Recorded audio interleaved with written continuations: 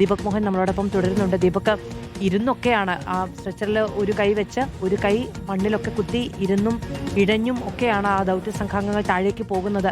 നിങ്ങളും ആ സംഘത്തിനൊപ്പം തന്നെയാണ് പോകുന്നത്. എത്ര സമയത്തിനുള്ളിൽ താഴ്വാരത്തേക്ക് എത്താൻ കഴിയുമെന്നാണ് പ്രതീക്ഷിക്കുന്നത്?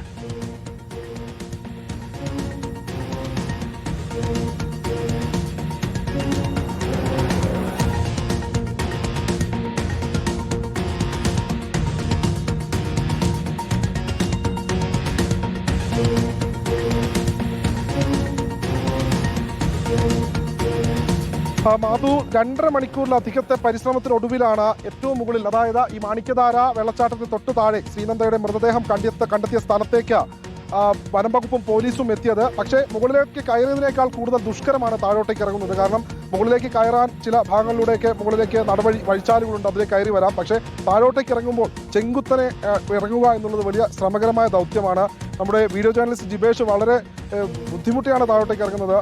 വളരെ സുരക്ഷിതമായി തന്നെയാണ് ഞങ്ങളുള്ളത്. പക്ഷേ നേരെ താഴോട്ടേക്ക് മൃതദേഹം ഇറക്കുന്ന പോലീസുകാരെ അല്ലെങ്കിൽ വനം വകുപ്പുകാരെയൊക്കെ സംബന്ധിച്ചിടത്തോളം അവർ വളരെ കരുതിയാണ് താഴോട്ടേക്ക് മൃതദേഹം കൊണ്ടുപോകുന്നത്. ഇനി ഏകദേശം ഇവിടെ നിന്ന് നമ്മൾ നേരത്തെ ദൃശ്യത്തിൽ കണ്ട ഈ സ്ഥലത്തു നിന്ന് ഏകദേശം ഒരു കിലോമീറ്റർ താഴെ ആ കാണുന്ന താഴ്വാരങ്ങളിലൊക്കെ നിറയെ മരങ്ങളൊക്കെ കാണാം. ആ ഭാഗത്തേക്ക് എത്താം. അവിടെയാണ് കാപ്പിത്തോട്ടം. അവിടെ നിന്ന് കാപ്പിത്തോട്ടത്തിന് അകത്തുകൂടി ഏകദേശം വിദൂര ദൃശ്യം നമുക്ക് കാണാം. ആ കാണുന്നതാണ് മാണിക്യധാര റിസോർട്ട്. ആ റിസോർട്ടിന്റെ ആ ഭാഗത്തു നിന്ന് ഏകദേശം ഈ മലയുടെ താഴ്വാരത്തേക്ക് ഒരു മൺപാതയുണ്ട്. അവിടെ നിന്ന് മുകളിലേക്ക് പിന്നെ വഴിച്ചാലുകൾ മാത്രമാണ്. ആ വഴിച്ചാലുകളിലൂടെയാണ് പോലീസും വനംവകുപ്പും ഉൾപ്പെടുന്ന സംഘം മുകളിലേക്ക് എത്തിയത്. ഡ്രോൺ ഉപയോഗിച്ച് പരിശോധന നടത്തി ആദ്യം സ്ഥലം കണ്ടെത്തി. പക്ഷേ എളുപ്പത്തിൽ അങ്ങോട്ടേക്ക് എത്താനുള്ള ഒരു സ്ഥലം നോക്കി അന്വേഷിക്കുകയായിരുന്നു വനം വകുപ്പ്. പക്ഷെ പിന്നീടാണ് ഈ മേഖലയിൽ, അതായത് മാണിക്യധാര വ്യൂ പോയിന്റിൽ, ആ മേഖലയിൽ നിന്ന് 20 കിലോമീറ്ററോളം ചുറ്റി മാണിക്യധാര റിസോർട്ടിന് അടുത്തുള്ള ഈ മേഖലയ്ക്ക് എളുപ്പത്തിൽ മലയിലേക്ക് കയറാം, ഏറ്റവും അടുത്തായി ആ ഭാഗത്തു കൂടി കയറാം എന്നുള്ള കാര്യം വനം വകുപ്പ് ജീവനക്കാർ അറിയിച്ചത്. അതിനെ തുടർന്നാണ് പിന്നീട് ഫോറൻസിക് സംഘം അടക്കം ഇവിടെ എത്തി ഇൻക്വസ്റ്റ് നടപടികൾ പൂർത്തിയാക്കിയത്. നമുക്ക് ദൃശ്യങ്ങളിൽ കാണാം എന്നാണ് ഞാൻ പ്രതീക്ഷിക്കുന്നത്. ആ മേഖലയിൽ ഇപ്പോൾ വനം വകുപ്പ് ജീവനക്കാർ വളരെ ശ്രമകരമായി ഇരുന്നും അതുപോലെ തന്നെ ഈ സ്ട്രക്ചർ പതുക്കെ ഈ ചെങ്കുത്തായ മലഞ്ചെരുവുകളിലൂടെ താഴോട്ടേക്ക് ഇറക്കി അവിടെ നിന്ന് കൊണ്ടുപോകുന്ന ദൃശ്യം വളരെ ദുഷ്കരമായൊരു ദൗത്യം. അവസാനം അവർ മൃതദേഹം ഇവിടുന്ന് താഴോട്ടേക്ക് ഇപ്പോൾ കൊണ്ടുപോകുകയാണ്. ഇരുട്ടുന്നതിന് മുമ്പ് തന്നെ ഈ ദൗത്യം പൂർത്തിയാക്കുക എന്നതായിരുന്നു അവർക്ക് മുൻപിലുള്ള വെല്ലുവിളി. ഇപ്പോൾ സമയം ഏകദേശം 6 മണിയോട് അടുത്തിരിക്കുന്നു. അതുകൊണ്ട് തന്നെ 5:30 കഴിഞ്ഞിരിക്കുന്നു. നേരത്തെ 2 മണിയോട് കൂടിയാണ് ഈ മലയിലേക്ക് അവർ കയറി തുടങ്ങിയത്. ഇപ്പോൾ 2.5 മണിക്കൂറിന് ശേഷം പിന്നീടാണ് മൃതദേഹം ഇപ്പോൾ താഴോട്ടേക്ക് ഇറക്കുന്നത്. നമുക്ക് ഇവിടെ നിന്ന് ആംബുലൻസിലേക്ക് വനം വകുപ്പും പോലീസും ചേർന്ന് മൃതദേഹം എത്തിക്കും. അതിനുശേഷം ഇവിടെ നിന്ന് ഏകദേശം 35 കിലോമീറ്റർ അധികം ദൂരമുള്ള ചിക്മംഗ്ലൂരുവിലേക്കാണ് മൃതദേഹം കൊണ്ടുപോകുക. അവിടെ ചിക്മംഗ്ലൂരുവിലെ ഗവൺമെൻറ് ആശുപത്രിയിൽ പോസ്റ്റ്മോർട്ടം നടപടികൾ നടക്കും. നേരത്തെ ശ്രീനന്ദയുടെ പിതാവ് രമേശും മറ്റ് ബന്ധുക്കളും അടക്കമുള്ള ആളുകൾ മുകളിലെത്തിയിരുന്നു. അവർ നമ്മളോട് പറഞ്ഞതാണ്, കഴിഞ്ഞ ദിവസമൊക്കെ തന്നെ ആ മേഖലയിൽ പരിശോധന നടത്തിയിരുന്നു. പക്ഷേ അവർ പരിശോധന നടത്തിയ സ്ഥലത്ത് നിന്ന് ഏകദേശം 20 മീറ്റർ മാത്രം അകലെയായുള്ള ഈ പാറയുടെ സമീപത്തുള്ള ചെറിയൊരു മരത്തിൽ കുടുങ്ങിയ നിലയിലായിരുന്നു ശ്രീനന്ദയുടെ മൃതദേഹം കണ്ടെത്തിയത്.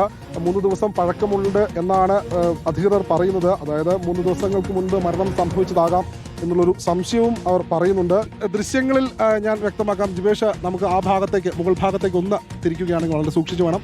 നേരത്തെ നമ്മൾ രാവിലെ ലൈവ് എടുത്ത മാണിക്യധാര വ്യൂ പോയിന്റിലെ ആ മരമാണ്. ആ മരത്തിൻ്റെ തൊട്ടടുത്തായി 2 പാറകൾക്ക് നടുവിലായി ഒരു പാറ ഇടുക്ക് കാണാം. അതാണ് യഥാർത്ഥത്തിൽ മാണിക്യധാര വെള്ളച്ചാട്ടം എന്ന് പറയുന്നത്. മഴക്കാലത്ത് അതൊരു വലിയ വെള്ളച്ചാട്ടമാകും. പക്ഷെ വേനൽക്കാലത്ത് ചെറിയ നീർച്ചാലുകൾ മാത്രമേ ഉണ്ടാവുകയുള്ളൂ.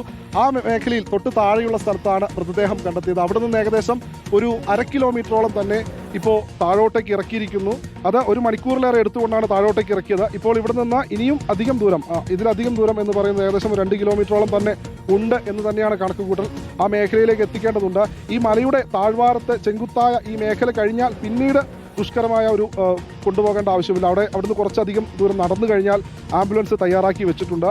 ഏതായാലും ഈ മേഖലയിൽ, അതായത് ഈ പ്രദേശവാസികൾ ഉൾപ്പെടെയുള്ള ആളുകൾ ഈ മേഖലയിലൂടെ നടന്ന് പോയി പരിചയമുള്ള ആളുകളാണ്. അതുകൊണ്ടാണ് ആ മേഖലയിൽ അവരെ ആശ്രയിച്ചുകൊണ്ട് വനം വകുപ്പും ഒപ്പം മറ്റ് അധികൃതരടക്കമുള്ള ആളുകൾ ഈ മേഖലയിലേക്ക് അവരുടെ സഹായം തേടിയത്. അതേതായാലും ഫലം കണ്ടു എന്ന് തന്നെ വേണം പറയാൻ. ജിബേഷ വളരെ സൂക്ഷിച്ച ആ ഭാഗത്ത് നിൽക്കേണ്ടതുണ്ട്. ഇവിടെയുള്ള ഒരു പ്രദേശവാസി ദീപക് മോഹൻ എത്ര ശ്രമകരമായിട്ടാണ് എന്നുള്ളത് കാണുമ്പോൾ തന്നെ മനസ്സിലാകുന്നുണ്ട്. ദീപക്, ജിബേഷിനോട് ദൃശ്യങ്ങളൊന്ന് മുകളിലേക്ക് കാണിക്കൂ എന്ന് പറഞ്ഞപ്പോൾ ക്യാമറ പോയ ആംഗിൾ കാണുമ്പോൾ തന്നെ അത് എത്ര കുത്തനെയുള്ള പ്രദേശമാണ് എന്ന് നമുക്ക് മനസ്സിലാകും. ആ ഇടത്തുകൂടിയാണ് എല്ലാവരും ഇറങ്ങുന്നത്. സൂക്ഷിച്ച് മാത്രം പോവുക. ദൗത്യസംഘം അടക്കം വളരെ ശ്രദ്ധയോടു കൂടിയാണ് പോവുകയും ചെയ്യുന്നത്. ഇരുട്ടുന്നതിന് മുൻപ് താഴ്വാരത്തേക്ക് എത്തേണ്ടതുണ്ട്.